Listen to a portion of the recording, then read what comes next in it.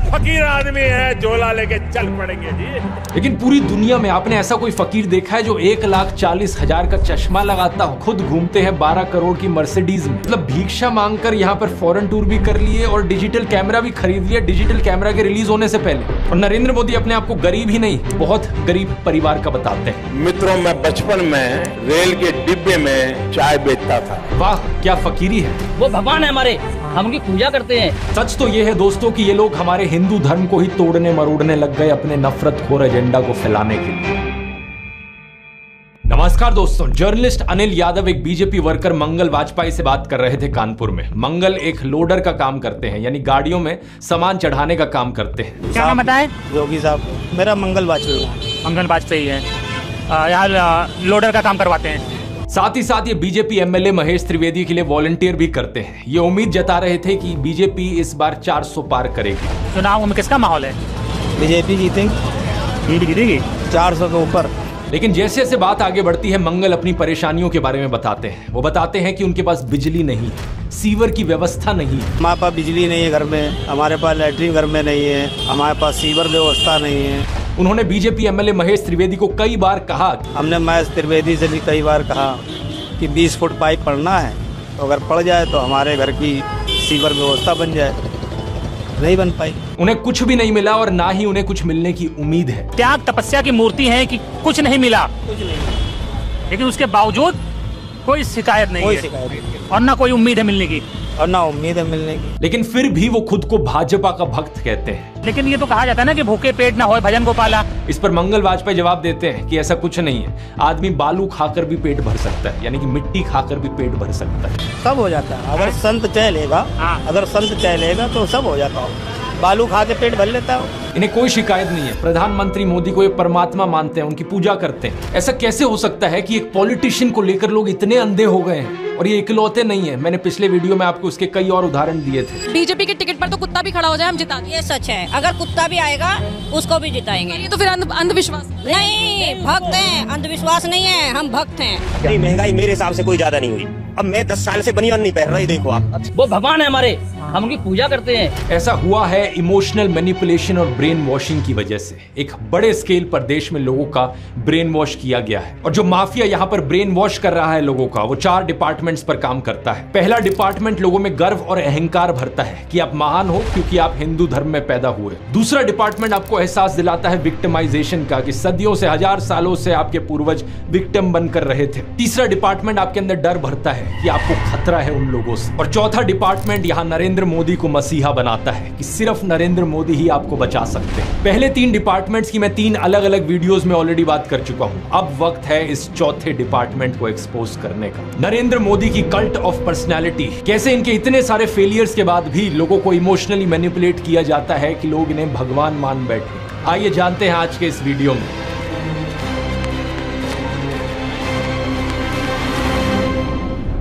जून 2013 की बात है दोस्तों। राइटर नीलांजन मुखोपाध्याय ने एक किताब लिखी नरेंद्र मोदी के ऊपर। ये एक बायोग्राफी थी। इस किताब में लिखा गया कि कैसे नरेंद्र मोदी जब 6 साल के थे, वडनगर रेलवे स्टेशन पर गुजरात में वो चाय बेचा करते थे। ये चाय बेचने वाला किस्सा तभी से लेकर नरेंद्र मोदी की संघर्ष की कहानी का ये एक मेजर टॉकिंग पॉइंट रहा है। 2015 में जब टाइम मैगजीन ने प्रधानमंत्री मोदी का इंटरव्यू लिया तो उन्होंने बताया कि कैसे वो एक बहुत गरीब परिवार से आते थे, कैसे बचपन में वो चाय बेचा करते थे रेलवे स्टेशन पर। इनकी एग्जैक्ट लाइनें सुनिए। मैं पॉवर्टी में पैदा हुआ हूँ, बचपन में मेरा पूरा बचपन पॉवर्टी में बीता है। मेरे लिए पॉवर्टी एक तरीके की पहली इंस्पिरेशन थी मेरी जिंदगी में। लेकिन कितनी सच्चाई है इन बातों में? बहुत से लोगों ने टाइम टू टाइम सवाल उठाए हैं, जैसे कि नरेंद्र मोदी के बचपन की ये फोटो देखिए। वे 1950 यानी 1950 में पैदा हुए थे। क्या उस समय किसी गरीब परिवार में पैदा हुए बच्चे के पास ऐसे कपड़े होंगे? जरा खुद ही सोचकर देखिए। सूट तक पहन रखे हैं इन्होंने अपनी बचपन की फोटोज में। मैं खुद 1994 में एक मिडिल क्लास फैमिली में पैदा हुआ हूं, लेकिन मेरी तो बचपन की ऐसी कोई फोटो नहीं मिलेगी आपको जिसमें मैंने कोई सूट पहन रखा। और नरेंद्र मोदी अपने आप को गरीब ही नहीं, बहुत गरीब परिवार का बताते हैं। इंडिया टुडे ने इनकी पुराने घर की एक फोटो पब्लिश करी थी, स्क्रीन पर देखिए। बहुत बड़ा घर नहीं है, लेकिन क्या आपको ये 1950s के किसी बहुत गरीब परिवार का घर दिखता है? परिवार में नरेंद्र मोदी के 5 भाई और 1 बहन है। 2 साल पहले नरेंद्र मोदी के छोटे भाई प्रहलाद मोदी ने कहा था कि उन 5 भाइयों में से जिसका नंबर लगता था वो मदद करने चले जाता था। उनके पिता ने पूरी जिंदगी चाय बेची। उन 5 भाइयों और एक बहन को बड़ा किया, इसलिए नरेंद्र मोदी को चाय बेचने वाले का बेटा कहना चाहिए। ये पत्रकारों की गलती है। सब भाइयों ने चाय बेची है, मेरे पिता ने पूरी जिंदगी चाय बेची, पूरी जिंदगी। इसीलिए कहा जाए तो चाय बेचने वाले का बेटा कहना चाहिए, चाय बेचने वाला नहीं कहना चाहिए। ये पत्रकारों की गलती है। 2014 में कांग्रेस नेता अहमद पटेल ने कहा था कि नरेंद्र मोदी कभी चाय वाला नहीं थे, बल्कि वो एक कैंटीन ठेकेदार थे। अब कांग्रेस की बात पर कितना यकीन किया जाए नहीं किया जाए, लेकिन 2021 में बीजेपी ने भी ये कैंटीन वाली चीज अनइंटेंशनली एक्नॉलेज करी थी। रेलवेज मिनिस्टर अश्विनी वैष्णव ने इंस्ट्रक्ट किया ऑफिशियल्स को कि वो वडनगर रेलवे स्टेशन पर एक कैंटीन को ब्यूटीफाई करें। इंडिया टुडे के आर्टिकल में यह क्लियरली लिखा हुआ है और इसके नीचे एक फोटो भी लगी है इस टी स्टॉल / कैंटीन की जो नरेंद्र मोदी के पिता चलाया करते थे। हाल ही में लिखे गए CNN के इस आर्टिकल को देखिए। नीलांजन मुखोपाध्याय खुद कहते हैं कि मोदी की जो पॉवर्टी की कहानी है वो ग्रॉसली एग्जैजरेटेड है, यानी कि बहुत बढ़ा चढ़ा कर लोगों को बताई गई है। इतना ही नहीं, एक दूसरे आर्टिकल में नीलांजन बताते हैं कि नरेंद्र मोदी के पिता के पास इतने पैसे थे कि वो मोदी और उनके भाइयों को स्कूल भेज पाए, और स्कूल जाने का मतलब था कि वो कहीं और फुल टाइम काम नहीं कर सकते थे, बस वो स्कूल के बाद अपने पिता का हाथ बटाया करते थे। ये सब सुनकर एक बहुत बड़ा सवाल आपके मन में आएगा कि ऐसी कहानियों को क्यों बढ़ा चढ़ा कर हमें बताया जाता है। नीलांजन कहते हैं ऐसा इसलिए किया जाता है ताकि इंडियन पब्लिक को एक आइडिया बेचा जा सके। मित्रों, मैं बचपन में रेल के डिब्बे में चाय बेचता था और आज आपके सामने खड़ा हूं। कोई भी इंसान अगर समझदारी से सोचे तो वो जानता है कि इस बात से फर्क नहीं पड़ता। एक अच्छा नेता गरीब परिवार से भी आ सकता है और अमीर खानदान से भी आ सकता है, और यही चीज कही जा सकती है एक बुरे नेता या डिक्टेटर के बारे में भी। उदाहरण के तौर पे बात करें, कंबोडिया का जो डिक्टेटर था पोल पॉट, वो एक अमीर खानदान से आता था, लेकिन इटालियन डिक्टेटर बेनिटो मुसोलिनी एक गरीब परिवार में पैदा हुआ था। उसके पिता एक ब्लैक स्मिथ थे और वो बड़े गर्व के साथ इन चीजों को प्राउडली एक्सप्रेस करता था कि कैसे वो जनता के बीच से निकल कर आया है। रशियन डिक्टेटर जोसेफ स्टालिन के पिता एक मोची थे, यानी जूते बनाने वाले, और माँ एक धोबिन थी। और दुनिया का सबसे जाना माना तानाशाह हिटलर भी एक गरीब परिवार में पैदा हुआ था, लेकिन गरीब परिवार में पैदा होने का मतलब ये नहीं कि उसने गरीबों के लिए काम किया था अपने करियर में। उल्टा जानते हो क्या, हिटलर चंदा धंधा का मॉडल चलाता था अपना खुद का। उसके समय में बहुत सी क्रॉनी कैपिटलिस्ट कंपनियों ने करोड़ों का प्रॉफिट कमाया। IG फार्बन, डॉयचे बैंक, BMW, कुछ गाड़ियों की कंपनीज जिनको आज आप जानते हैं और कुछ लोग इन गाड़ियों के पीछे बड़ा भागते हैं, पोर्शे, मर्सिडीज बेंज, फोल्क्सवागन, इन सब कंपनियों ने चंदा डोनेट किया था हिटलर को अपने समय में। 2016 में BMW ने माफी भी मांगी थी इस चीज को लेकर। इस आर्टिकल को देखिए, रिग्रेट एक्सप्रेस किया था कि वो एक समय पर हिटलर को सपोर्ट किया करते थे। इंडिया की बात करें तो हाल ही में हमने देखा इलेक्टोरल बॉन्ड स्कैम। मैंने पूरा वीडियो बनाया इस पर कि कैसे ये एक घोटाला नहीं बल्कि घोटालों का भंडार था। बहुत सी कंपनियों को इससे फायदा हुआ और आम जनता को नुकसान। पिछले 10 सालों में प्रधानमंत्री मोदी के मित्र जैसे कि गौतम अडानी भरपूर तरीके से अमीर बनते रहे और देश के 80 करोड़ गरीब लोगों को 5 किलो मुफ्त अनाज लेने पर मजबूर कर दिया गया। बेरोजगारी और महंगाई ने गरीब लोगों की कमर तोड़कर रख दी है आज के दिन। अब तो ऐसी सिचुएशन आ चुकी है कि नरेंद्र मोदी खुद को गरीब परिवार का बताते हुए जिन राहुल गांधी को एलीट वर्क का प्रोजेक्ट करते थे, युवराज कहते थे, आज वही राहुल गांधी खुल्लम खुल्ला गरीबों को कह रहे हैं कि वो गरीबों के हैं और नरेंद्र मोदी अडानी अंबानी जैसे अमीर सेठों के हैं। अडानी को बिना मजदूरी बिना कुछ लाखों करोड़ रुपए देते हैं तो कहते देखो देखो देखो विकास हो रहा है। हमने मनरेगा किया, मजदूरी के लिए पैसा दे रहे हैं और कहते हैं गरीबों की आदत बिगाड़ रहे हैं। मैं आपका हूं, वो उनके हैं। राहुल गांधी कह रहे हैं कि जितना रुपया नरेंद्र मोदी ने अडानी को दिया है उतना रुपया वो देश के गरीब लोगों को देंगे। और मैं देश को फिर से दोहरा के कह रहा हूँ, जितना पैसा नरेंद्र मोदी जी ने इनको दिया है ना, उतना ही पैसा हम हिंदुस्तान के गरीब लोगों को देने जा रहे हैं। महालक्ष्मी योजना, पहली नौकरी पक्की योजना, इन योजनाओं के माध्यम से करोड़ों लाखपति बनाएंगे। इन्होंने 22 अरबपति बनाए, हम करोड़ों लाखपति बनाए। प्रधानमंत्री मोदी इसका ज्यादा जवाब दे नहीं पाए। उल्टा उन्होंने कोशिश करी थी ये कहने की कि अडानी अंबानी एक्चुअली में कांग्रेस के साथ मिले हुए हैं। जरा ये साझा घोषित करें इस चुनाव में कि अंबानी अडानी से कितना माल उठाया है। मार्च में आई इस रिपोर्ट को देखिए, भारत में इनकम इनइक्वालिटी 100 साल में सबसे ज्यादा हो गई है। इतनी बुरी हालत अंग्रेजों के जमाने में भी नहीं होती थी। ऐसे में अगर राहुल गांधी ने संकल्प लिया कि अगले 5 सालों में वो सभी 22 करोड़ गरीब लोगों को गरीबी से निकाल देंगे तो इसमें क्या गलत किया। लेकिन पीएम मोदी इस बात पर भी तंज कसने लगे। उनके पास खुद कोई अपना विजन नहीं है। 80 करोड़ लोगों के हाथ में कटोरा पकड़ा दिया और अगले 5 सालों के लिए यही 5 किलो अनाज वाली स्कीम एक्सटेंड कर दी। ना रोजगार का कोई प्लान बताया है, ना महंगाई कंट्रोल कैसे होगी ये बताया, ना गरीबी कैसे हटेगी ये बताया। और जब राहुल गांधी ने सबके लिए रोजगार की बात करी तो प्रधानमंत्री मोदी उनका मजाक उड़ाने लग गए। कांग्रेस के शाहजादे ने अभी घोषणा की, आप भी सुन करके हंसोगे। सुनाऊं? जोरों से हंसना पड़ेगा आपको। और आपको ये भी मालूम कि ये टेम्पो में पैसा देते हैं, क्या ये आपका पर्सनल एक्सपीरियंस है क्या? फरवरी 2020 में गुजरात में नमस्ते ट्रंप इवेंट हुआ था तो गरीबों को छुपाने के लिए एक 1600 फुट लंबी दीवार बनाई गई थी। जरा खुद सोचकर देखो, 1995 से लेकर 2020 25 साल से गुजरात में बीजेपी की सरकार थी, जिनमें से 3 बार तो खुद नरेंद्र मोदी ही चीफ मिनिस्टर थे, लेकिन इनसे गरीबी नहीं हटाई गई, उल्टा ये गरीबों को छुपाने लग गए। G20 समिट के समय दिल्ली में भी यही हुआ था। कुछ बस्तियों को हरे पर्दे के पीछे ढक दिया गया था, यानी कि इन गरीब लोगों की मूवमेंट को भी रिस्ट्रिक्ट कर दी। इसी के तहत ये पूरी दुकानें यहाँ से ढक दी गई हैं। जो थोड़ा झुग्गी टाइप घर थे उनको भी ढक दिया गया है यहाँ पर। सोचिए कि ये कितना डीह्यूमनाइजिंग है। कोई आपसे कहे कि तुम अच्छे नहीं लग रहे हो, तुम तो एक दाग धब्बा हो, वो गोरे सेठ आ रहे हैं हमारे देश में घूमने, तुम्हें एक पर्दे के पीछे छुपा दिया जाएगा। कैसा लगेगा आपको ये सुनकर? उन गरीबों की सोचो, उन्हें कैसा लगा होगा। सीधा कहते हैं कि यहाँ से जाओ, उस गरीब को तो भगा सकते हो, उस अमीर को भगा के देखो ना। तो इन सब चीजों के चलते नरेंद्र मोदी की ये जो गरीब परिवार वाली ब्रांडिंग थी, अब ये लगभग खत्म हो चुकी है। लेकिन उनके कल्ट ऑफ पर्सनैलिटी का ये केवल एक हिस्सा है। दूसरा हिस्सा यहाँ पर आता है उनके परिवार को लेकर। व्हाट्सएप पर और गोदी मीडिया के जरिए आपको बार बार बताया जाता है कि नरेंद्र मोदी इतने महान हैं क्योंकि उन्होंने देश के लिए अपने परिवार को छोड़ दिया, अपनी पत्नी को छोड़ दिया। देखो, वैसे ये एक पर्सनल मामला है, किसी पति पत्नी की आपस में ना बने, ये कोई बड़ी चीज नहीं है, बहुत से लोगों के साथ ऐसा होता है। लेकिन यही लोग खुद इस पर्सनल बात को बीच में लाते हैं, इसे अचीवमेंट के तौर पर दिखाने के लिए। देश के लिए पत्नी को छोड़ दिया, कुछ सेंस है इस बात का? पूर्व प्रधानमंत्री लाल बहादुर शास्त्री जी ने तो अपनी पत्नी को नहीं छोड़ा, तो क्या वो देश के लिए काम नहीं कर पाए? महात्मा ज्योतिबा फूले की पत्नी सावित्रीबाई फूले के बारे में तो सब जानते हैं, क्या उन्होंने देश के लिए महान काम नहीं किया? आपने अगर रामलीला देखी है तो उसमें भी देखा होगा कि कैसे सीता जी ने भी भगवान राम का साथ दिया वनवास में, और राम ने उन्हें बचाने के लिए क्या क्या नहीं किया। तो व्हाट्सएप यूनिवर्सिटी की एक ऐसी घटिया नारी विरोधी मानसिकता है जहां आप औरत को एक अड़चन की तरह देखते हो, जहां आप पत्नी को छोड़ देने को एक अचीवमेंट की तरह दिखाते हो। और केवल पत्नी ही नहीं बल्कि नरेंद्र मोदी के परिवार को लेकर भी व्हाट्सएप माफिया यही बात फैलाता है। अरे औरों की तो छोड़ो, नरेंद्र मोदी खुद इस बात को बार बार दोहराते रहते हैं, कहते हैं कि उन्होंने अपने परिवार को देश के लिए छोड़ दिया।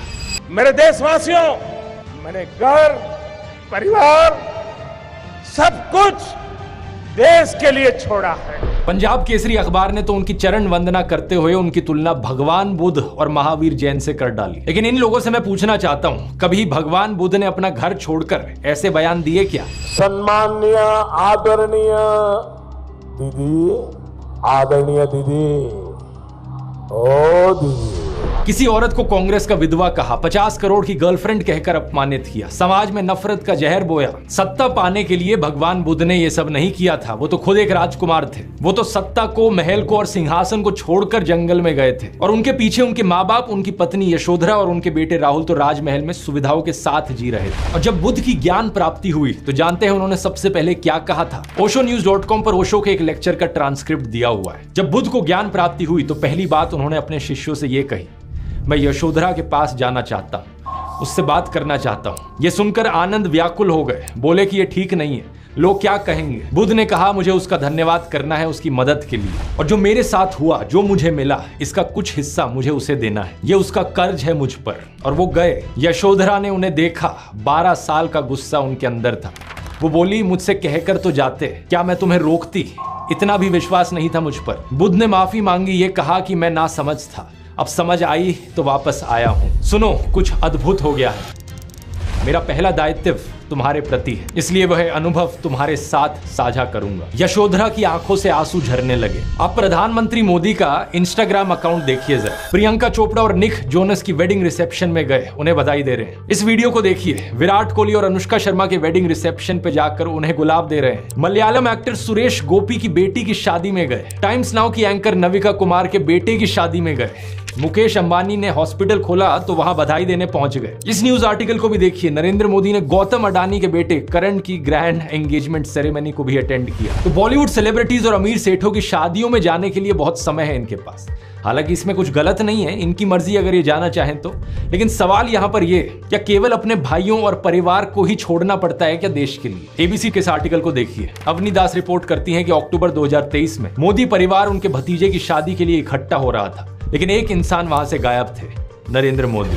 आपने फोटोज और वीडियोस में जरूर देखा होगा कि प्रधानमंत्री मोदी अपनी माताजी से मिलने जाया करते थे, जो कि अच्छी बात है, लेकिन कभी आपने नोटिस किया कि केवल वहां 3 लोग होते थे इस मुलाकात में? प्रधानमंत्री मोदी, उनकी माताजी और कैमरामैन। कभी कभार मुलाकात में 2-3 और लोग होते थे, लेकिन वो हमेशा और कैमरामैन ही होते थे। 3 साल पहले बीबीसी कॉरेस्पॉन्डेंट तेजस वैद्या ने प्रधानमंत्री मोदी के भाई प्रहलाद मोदी से बात करी और सुनिए उनका क्या कहना था। तेरे परिवार ने दूर रखवानी सूचना आपवामां आवे। इस बात को लेकर स्पष्ट निर्देश होता है कि परिवार के बाकी सदस्य दूर ही रहे। प्रधानमंत्री मोदी की भतीजी सोनल मोदी ने भी यही बताया कि उनको मना किया गया है। उनसे पूछा गया कि शपथ ग्रहण समारोह में बहुत से लोगों को निमंत्रित किया गया, लेकिन उन्हें क्यों नहीं बुलाया गया? तो सुनिए उन्होंने क्या कहा था। नरेंद्र मोदी जी ने प्रधानमंत्री का शपथ ली थी, तब देश में से कई लोग गए थे, तब आपको न्योता मिला था या आपको जाने की इच्छा हुई थी?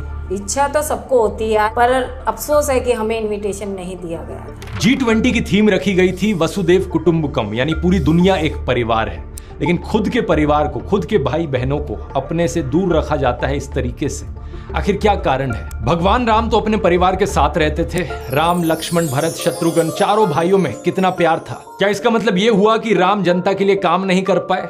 उन्होंने तो राम राज्य स्थापित किया था, जहां कोई गरीब, बेरोजगार, दुखी नहीं था। मैं फिर से कहूंगा, ये प्रधानमंत्री मोदी का अपना पर्सनल मैटर है। अगर वो बॉलीवुड, अडानी, अंबानी जैसे दोस्तों के साथ ताल्लुक रखना चाहते हैं और अपने परिवार के साथ नहीं, उनकी मर्जी। मुझे प्रॉब्लम इस बात से नहीं है, प्रॉब्लम इस बात से है कि इसे अचीवमेंट की तरह क्यों दिखाया जाता है कि मैंने अपना परिवार छोड़ दिया, देखो मैं कितना महान हूं। ये कोई अचीवमेंट होती है कि? इसका साइड इफेक्ट ये हुआ है कि बहुत से हिंदू युवा ब्रेन वॉश हो गए हैं। होना ये चाहिए कि वो अच्छे से पढ़ लिख कर कुछ बने, काम धंधा करे, कुछ कमाए और अपने माँ बाप की सेवा करें, लेकिन नहीं। कुछ यूथ की क्या हालत हो गई है कि वो हाथों में तलवार लेकर मस्जिदों के सामने घूम रहे हैं। उन्हें भी अपने परिवार से, अपने माँ बाप से कोई मतलब नहीं। सेलिंग पॉइंट नंबर 1 था मैं गरीब परिवार से हूं। सेलिंग पॉइंट नंबर 2 था कि मैंने अपने परिवार को छोड़ दिया देश के लिए। और सेलिंग पॉइंट नंबर 3 अब आता है फकीरी। नरेंद्र मोदी अक्सर कहते हैं कि उन्होंने भिक्षा मांगकर गुजारा किया।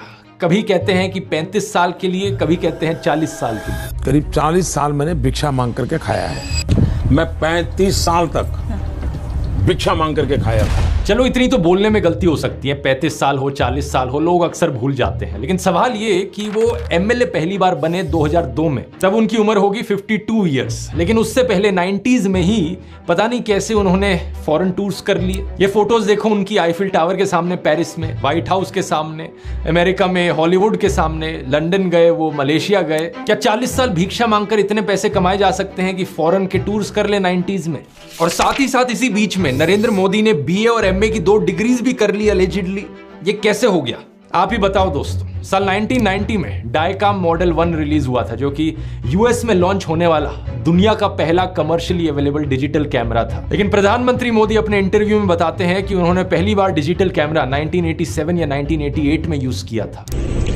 मैंने पहली बार डिजिटल कैमरा का उपयोग किया था 87-88 में शायद। मतलब भिक्षा मांगकर यहाँ पर फॉरेन टूर भी कर लिए और डिजिटल कैमरा भी खरीद लिया डिजिटल कैमरा के रिलीज होने से पहले। वाह क्या फकीरी है। वाह मोदी जी, वाह वाह। अपनी कलम को गिरवी रख चुका एक गीतकार कहता है कि फकीरी है आपके स्वभाव में। एक फकीरी है आपके स्वभाव में। कभी नरेंद्र मोदी खुद ही कहते हैं कि हम तो फकीर आदमी हैं, झोला उठाकर चल पड़ेंगे। अरे हम तो फकीर आदमी हैं, झोला लेके चल पड़ेंगे जी। लेकिन पूरी दुनिया में आपने ऐसा कोई फकीर देखा है जो 1,40,000 का चश्मा लगाता हो? अपनी बूढ़ी माँ को नोटबंदी के लिए लाइन में खड़ा कर दिया और खुद घूमते हैं 12 करोड़ की मर्सिडीज में। एक तरफ तो शास्त्री जी जैसे प्रधानमंत्री देखे हैं देश ने। बताया जाता है कि उनके पास सिर्फ 2 धोती और 2 कुर्ते हुआ करते थे। कुर्ता फटकर इस्तेमाल करने लायक ना रहे तो उसे भी रुमाल बना लेते थे लाल बहादुर शास्त्री जी। लेकिन प्रधानमंत्री मोदी की यूएस विजिट की इन फोटोज को देखिए, एक दिन में 4 बार कपड़े बदलते हैं। द प्रिंट में लिखे गए इस आर्टिकल को देखिए। उत्तराखंड और हिमाचल जाते हुए प्रधानमंत्री मोदी ने 8 घंटे में 4 बार कपड़े बदले। इस टाइम्स ऑफ इंडिया के आर्टिकल को देखिए। प्रधानमंत्री मोदी गंगा आरती करने गए तब भी कपड़े बदलते जा रहे हैं। हुबली टाइम्स वालों ने तो इनकी फैंसी ड्रेस का एक पूरा कोलाज बना दिया। इंडिया टुडे ने भी इनकी 22 हेड गियर्स की कलेक्शन दिखाई है इस आर्टिकल में। और इस इंडियन एक्सप्रेस के कोलाज को भी देखिए। अगर ये फकीरी वाली बात भी नहीं बैठती लोगों में, तो इस सब के बाद अगला हथियार आता है कि इनको भगवान का अवतार ही बना दो। ये एक बार नहीं, 2 बार नहीं, बल्कि कितनी बार कितने नेताओं ने बार बार प्रधानमंत्री मोदी को भगवान से कंपेयर किया है। और मोदी जी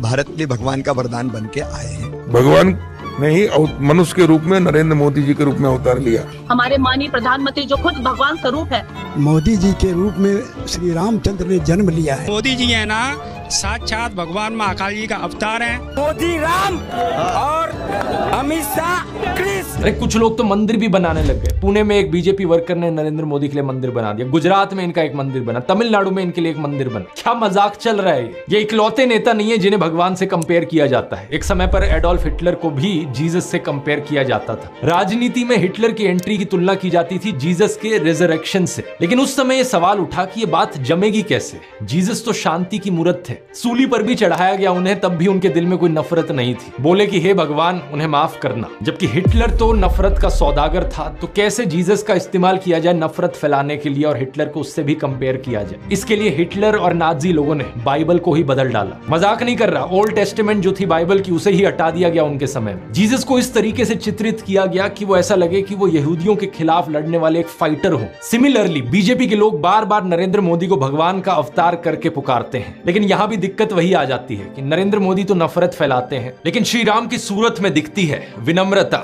सौम्यता, करुणा।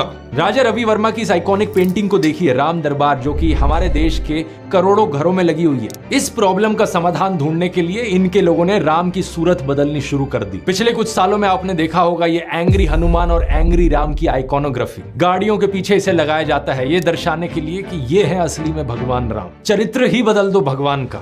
रामायण में मुसलमानों का कोई जिक्र नहीं है, लेकिन इन लोगों ने रामायण को भी तोड़ मरोड़ दिया अपने नफरत खोर एजेंडा के लिए। 2016 में एक बीजेपी एमपी ने कहा कि मुसलमान तो रावण के डिसेंडेंट्स हैं। व्हाट्सएप माफिया वालों ने हमारे हिंदू स्क्रिप्चर्स में एक झूठा कोट इंसर्ट कर दिया, धर्म हिंसा तथैव च। जो चीज किसी वेद पुराण में नहीं थी, किसी रामायण महाभारत में नहीं थी, इन्होंने जबरदस्ती अपना नफरत खोर एजेंडा बीच में घुसा दिया उसके। धर्म हिंसा तथैव च, आपको जान करके आनंद होगा कि ये किसी भी ग्रंथ में कहीं पर भी नहीं लिखा हुआ है। और इससे आपके रोंगटे भी खड़े हो जाने चाहिए कि ये कौन सी सेंट्रलाइज्ड कॉन्स्पिरेसी यूनिट है जो इतनी बड़ी बड़ी साजिशें करती है कि जो बात धर्म ग्रंथ में लिखी भी नहीं हुई है उसको संस्कृत में लिख करके उसको चारों तरफ व्हाट्सएप से और दूसरे जरियों से फैला देती। सच तो यह है दोस्तों कि ये लोग हमारे हिंदू धर्म को ही तोड़ने मरोड़ने लग गए अपने नफरत खोर एजेंडा को फैलाने के लिए। लेकिन अब बहुत से हिंदुओं को इनका एजेंडा समझ में आ गया है। इस तरीके का हमारे धर्म के साथ खिलवाड़ करना लोगों को अच्छा नहीं लग रहा है, इसलिए ये कार्ड भी अब फेल होता जा रहा है। तो इन बीजेपी वालों ने क्या सोचा कि अवतार से एक लेवल नीचे इन्हें सर्वगुण संपन्न शक्तिमान दिखाया जाए। क्या सीन है, वाह क्या सीन है। लेकिन किसी को यहां शक्तिमान बनाने का सबसे आसान तरीका है कि दूसरी साइड वाले की इमेज नीचे गिराओ। इसलिए इनके आईटी सेल ने राहुल गांधी को पप्पू बना दिया। व्हाट्सएप पर इनकी आधी अधूरी क्लिप्स तोड़ मरोड़ के दिखाई जाने लगी कि जैसे राहुल गांधी में तो कोई समझ ही नहीं है, वो तो बिल्कुल बेवकूफ इंसान है। लेकिन सच्चाई यह है कि पिछले 10 साल में पीएम मोदी ने एक भी प्रेस कॉन्फ्रेंस नहीं करी, कोई अनस्क्रिप्टेड इंटरव्यू नहीं किया, जबकि राहुल गांधी ने दिल्ली यूनिवर्सिटी से लेकर हार्वर्ड यूनिवर्सिटी तक लेक्चर दिए हैं। लोगों से ढेर सारी हर साल 2 साल अनस्क्रिप्टेड इंटरैक्शंस की हैं। ये बात सही है कि उनकी कुछ फनी क्लिप्स जरूर हैं जहां उनके मुंह से कुछ उलट पुलट निकल गया। This morning, I got up at night. लेकिन ऐसी क्लिप्स तो नरेंद्र मोदी की भी बहुत है। तीसरा कहा था विमेन डेवलपमेंट की मैंने बात कही थी, मैं कब हो गया ये। नरेंद्र मोदी वही हैं जो नाले से निकलने वाली गैस से चाय बनाने की बात करते हैं। कहते हैं कि पसीने से मुंह पोंछ लेता था तो ग्लो आ जाती थी। कभी ये क्लाइमेट चेंज को डिनाई करते हैं कि गर्मी नहीं बढ़ रही बल्कि हमारी गर्मी सहने की शक्ति कम हो रही है, तो कभी ये बादलों से रेडार का सिग्नल रोकने की बात करते हैं। लेकिन मैंने कहा इतने क्लाउड है, बारिश हो रही है, तो एक बेनिफिट है कि हम राडार से बच सकते हैं। एक तो जानते नहीं है, ऊपर से अहंकार इतना कि अपने अज्ञान का भी एहसास नहीं। एक दफा मोदी दूसरे देश में गए थे, वहां भारत का राष्ट्रीय गान चल रहा था और ये बीच में ही चलने लगे। ऐसी गलती किसी से भी हो सकती है, लेकिन बात मैं यहां पर यह बताना चाह रहा हूं कि प्रधानमंत्री मोदी की भी फनी क्लिप्स बहुत सारी हैं। दूसरों को पप्पू बोलने से पहले अपनी क्लिप्स पर नजर डाल लो। पप्पू को हारने का डर लग रहा है, पप्पू को नहीं बनाएंगे। और अभी तो एक बहुत बेहतरीन मौका मिला है। हमारे फॉर्मर सुप्रीम कोर्ट के जजेस ने राहुल गांधी और नरेंद्र मोदी दोनों को एक 1-on-1 डिबेट के लिए इनवाइट किया है। राहुल गांधी तो इस इनविटेशन को ऑलरेडी एक्सेप्ट कर चुके हैं, लेकिन नरेंद्र मोदी अभी भी चुप है। अगर ऐसा होता है तो जनता के लिए भी एक बड़ा सीधा मौका होगा देखने का कि नरेंद्र मोदी और राहुल गांधी में से कौन ज्यादा समझदार है, कौन ज्यादा इंटेलिजेंट है और कौन ज्यादा केपेबल लीडर है देश के लिए। लेकिन नरेंद्र मोदी अगर इस डिबेट से भागते हैं और जवाब ही नहीं देते तो समझ जाना कौन यहां पर बेहतर है। इस कल्ट ऑफ पर्सनैलिटी में प्रधानमंत्री मोदी का सबसे बड़ा कार्ड है सब जगह फोटो चिपकाओ। बचपन में मैं सोचता था कि ये कोका कोला जैसी ड्रिंक्स की एड्स क्यों आती हैं टीवी पर, हर कोई तो जानता है कि कोका कोला क्या है। बाद में मुझे समझ आया कि out of site is out of mind, यानी नजर से बाहर तो दिमाग से बाहर। और इसकी उल्टी एक टैक्टिक है, जितना नजर में रहोगे उतना लोगों के दिमाग में घुसोगे।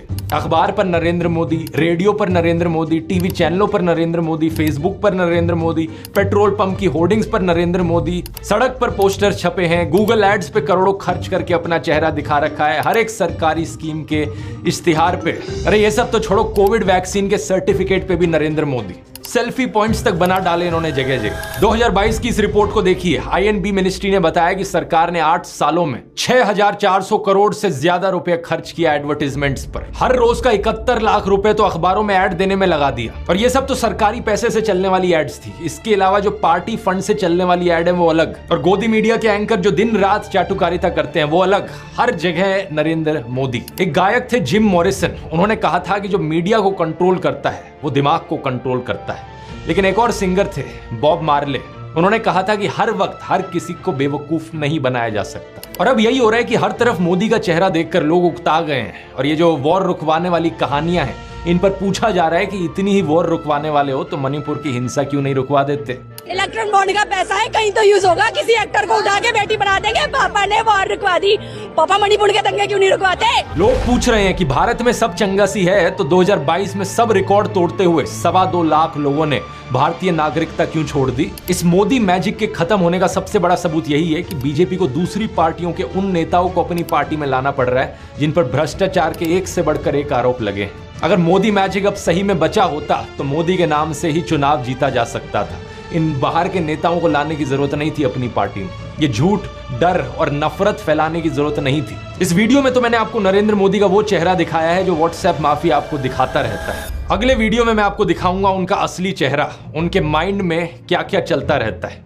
यहां मैं आप लोगों को धन्यवाद करना चाहूंगा क्योंकि आप लोग इतने जज्बे के साथ इनकी इस झूठ और नफरत की फैक्ट्री को तबाह करने में लगे हुए हो। हमारे इस मिशन 100 करोड़ पर लगे रहिए। ये देखकर खुशी होती है कि किसी का कमेंट आता है ये कहते हुए कि आपने एक वीडियो को 850 लोगों के साथ शेयर किया व्हाट्सएप पर। कहीं पता चलता है कि प्रोजेक्टर स्क्रीन पर दिखाकर आप वीडियो चला रहे हो राजस्थान की गलियों से लेकर वेस्ट बंगाल तक। किसी ने टीवी लगा दिया बाहर मुंबई में ताकि लोगों तक सच पहुंचाया जा सके।